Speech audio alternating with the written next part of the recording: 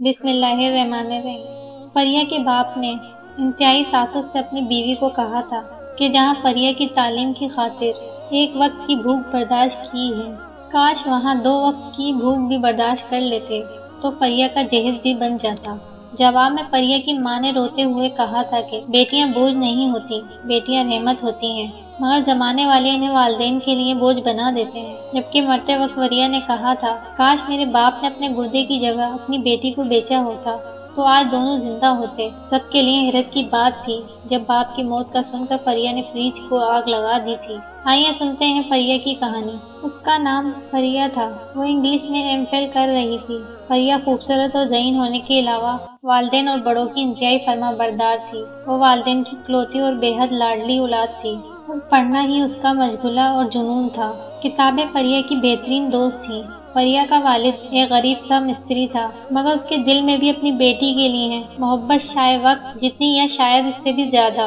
वो भी फरिया की ख्वाहिश पूरी करता था। फरिया की तालीम के लिए घर के तीनों अफराद एक वक्त का फाका बर्दाश्त करके खर्च बचाते ताकि फरिया की तालीम जारी रह सके, मगर उसके बावजूद भी तालीम के अखराजात पूरे न हुए और मजीद पैसे की जरूरत पड़ी और फरिया का वालिद कोई बंदोबस्त न कर सका, तो भी उसने अपनी लाडली बेटी को मायूस नहीं होने दिया।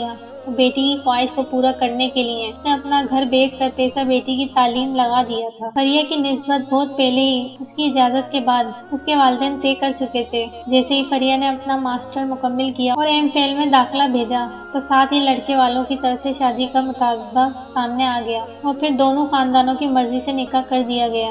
जबकि रुखसती के लिए फरिया के वालिदैन ने कुछ वक्त मांग लिया ताकि तैयारी कर सकें। निकाह के बाद रुखसती की तारीख फिक्स हुई। रुखसती से पहले ही लड़के वालों की तरफ से जहेज में बड़े ओवन, बड़े फ्रिज और बड़ी LCD के साथ एक मोटरसाइकिल की भी डिमांड कर दी गई थी। जब जहेज का हिसाब लगाया गया तो जहेज की कीमत 5 लाख के करीब जा बनी और जिंदगी में पहली बार तासिफ से फरिया के बाप ने फरिया की माँ को कहा कि काश जहाँ एक वक्त की भूख बर्दाश्त करके फरिया की तालीम मुकम्मिल कर ली, वहाँ 2 वक्त की बर्दाश्त करके फरिया के लिए जहेज बना लिया होता।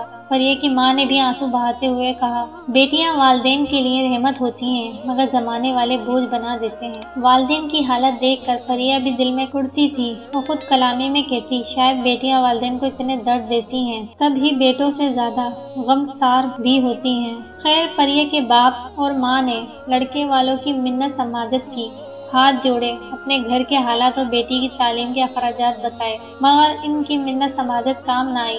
लड़के वालों ने पाँव में पड़े दुपट्टे और पगड़ी का एहसास न किया तो मजबूरन फरिया के वालिद साहब ने रुखसती की तारीख मजीद आगे बढ़ाई ताकि लड़के वालों की डिमांड के मुताबिक जहेज का इंतजाम कर सके और फरिया के कहने के बावजूद तलाक लेने से इनकार कर दिया। फरिया के वालिद ने अपना एक गुर्दा बेचकर फरिया के ससुराल की मांग पूरी कर दी, मगर खुद वक्त रुखसती भी उठकर बेटी को कुरान के साए में खुद रुखसत न कर सका। फरिया के बाप ने अपना गुर्दा कुर्बान करके फरिया के घर को आबाद किया, मगर उसके बाद कभी बिना सहारे की अपनी मर्जी से उठकर बैठ न सका। दूसरी तरफ फरिया जब भी आती बाप के कदमों में सर रखे रोती रहती।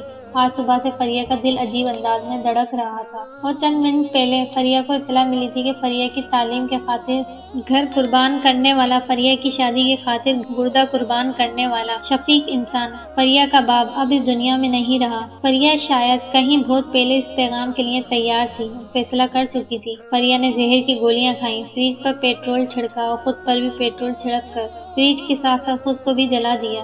वक्त मर्ग फरिया ने कहा था कि ससुराल वालों को दुल्हन के बाप की मजबूरी का अंदाजा नहीं होता। मुझे अपनी और अपने बाप की मौत का दुख है, मगर जब से मुझे पता चला है कि मेरे बाप ने मेरे जहेज की खातिर अपना गुर्दा बेचा है, तब से मैं सोचती रहती थी कि काश मेरे बाप ने अपने गुर्दे की जगह अपनी बेटी बेची होती तो दोनों जिंदा होते।